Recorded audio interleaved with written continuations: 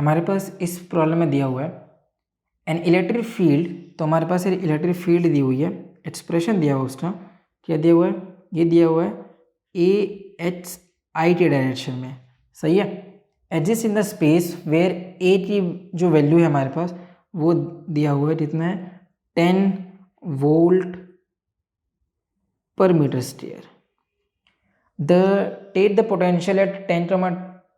20 to be zero. So जो potential है हमारे पास 10, 20 पे वो कितना है, वो ज़ीरो है। Find the potential at the origin, तो ओरिजिन पे कितना पोटेंशियल है हमारे पास वो बताना है। 0, 0 पे कितना पोटेंशियल है हमें ये बताना है। मान लो कि मैं यहाँ पर एक स्पेस ड्रॉ करता हूँ, ये हमारे पास एक्स डायरेक्शन है, ये मेरे पास वाई डायरेक्शन है, सही है।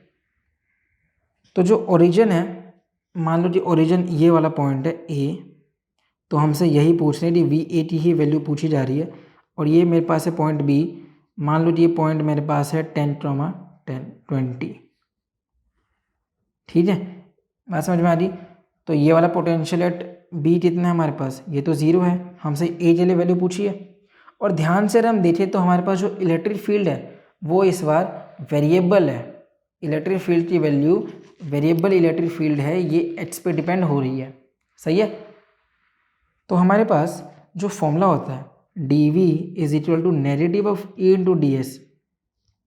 क्योंकि इस पर मेरे पास इलेक्ट्रिक फील्ड जो है वो वेरिएबल है, तो मुझे इस पर इंटीग्रेशन की हेल्प लेनी होगी, सही है। तो मान लो कि मैं ऐसी इंटीग्रेशन कर देता हूँ, इसकी इंटीग्रेशन कहाँ से कहाँ तक है, इसकी इंटीग्रेशन हमारे पास 0 से लेके v तक होने वाली है, सही है। और इसकी इंटीग्रेशन की बात की जाए तो जैसे कि हमने प्रीवियस प्रॉब्लम्स में भी देखा है कि हमें जो पोटेंशियल होता है वो पाथ पर डिपेंड नहीं रहता, वो सिर्फ एंड पॉइंट्स पर डिपेंड रहता है। तो यहाँ पर हमारे पास एच सी डायरेक्शन में है सब कुछ,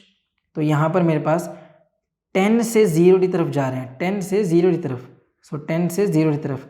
तो ये इसकी इंटीग्रेशन तो मेरे पास v आ जाएगी, सही है, इसकी इंटीग्रेशन मेरे पास v आ जाना चाहिए। इसे सॉल्व करना है मुझे, तो ध्यान से देखो, मैं यहाँ पर क्योंकि नेगेटिव साइन को भी बैलेंस करना चाहता हूँ, तो अगर मुझे नेगेटिव साइन को बैलेंस करना है तो इंटीग्रेशन में रूल होता है जब अपर लिमिट और लोअर लिमिट तो आप चेंज कर देते हो तो ये नेगेटिव बाहर में आ जाता है, तो वो वाला नेगेटिव इस नेगेटिव को बैलेंस कर देगा, तो ये हो जाना चाहिए ई into D S integration from 0 to 10, सही है। ये जितना आ जा रहा है मेरे पास, इसकी इंटीग्रेशन हो जानी चाहिए मेरे पास E square by 2 from 0 to 10, तो ये जितना हो जा रहा है ये हो जाए मेरे पास 100/2, कितना है मेरे पास, ये हो जाना चाहिए मेरे पास ठीक है, ये मेरे पास कितना हो जाए, ये हो जाए मेरे पास 100/2, और ये तो मैंने यहाँ पर ई की वैल्यू तो रखी नहीं, तो ई की वैल्यू भी रख लेते हैं हम सब यहाँ पे। तो वी कितना आ जा रहा है, वी ई की वैल्यू है हमारे पास है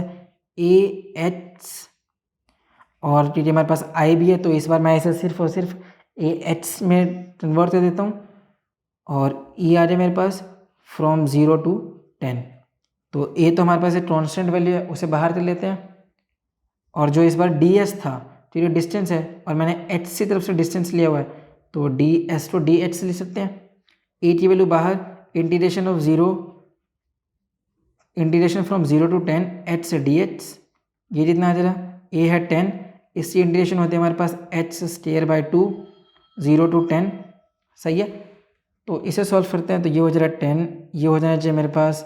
100/2, और ये तो 0 ही रहेगा तो इससे कोई प्रॉब्लम नहीं है, ये हो जा रहा 5, तो वी कितना आ जाए, वी आ जाए मेरे पास 500 वोल्ट, और ये वी क्या है, ये मेरे पास वी है एट ओरिजिन, तो वी क्या है हमारे पास, ये है पोटेंशियल एट ओरिजिन, तो इसीलिए साथ हमारा ये वाला प्रॉब्लम भी सॉल्व हो जाता है, पोटेंशियल एट ओरिजिन। इससे आसान सॉल्यूशन और कहीं नहीं।